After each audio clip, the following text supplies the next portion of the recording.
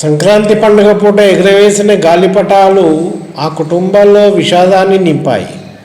భవనాలపై పతంగులు ఎగురవేస్తూ ప్రమాదవశాత్తు కింద పడిపోవడంతో ముగ్గురు మృతి చెందారు. నిర్మల్, యాదాద్రి, రంగారెడ్డి జిల్లాల్లో ఈ ఘటనలు చోటు చేసుకున్నాయి.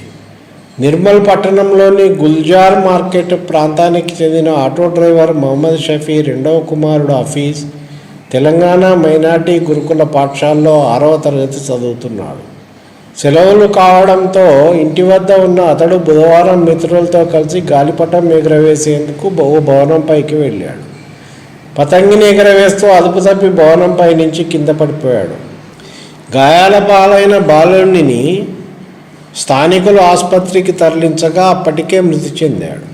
యాదాద్రి జిల్లా మొటకొండూరు మండలం అమ్మనబోలులో జూపల్లి నరేందర్ సంక్రాంతి సందర్భంగా మంగళవారం డాబాపైకి ఎక్కి పతంగి ఎగిరవేశాడు. డాబాపైన రక్షణ కూడా లేకపోవడంతో కింద పడిపోయాడు.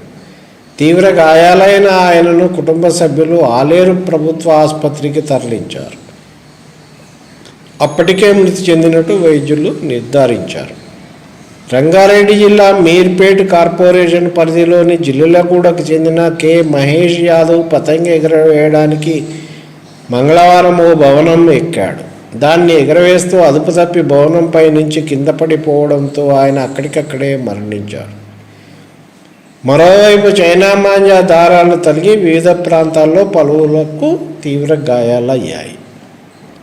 పండుగ చూడండి, అజాగ్రత్తగా ఉండి ప్రాణాలు పోగొట్టుకున్నారు. పండగ విషాదాన్ని నింపింది వీళ్ళ కుటుంబాల్లో.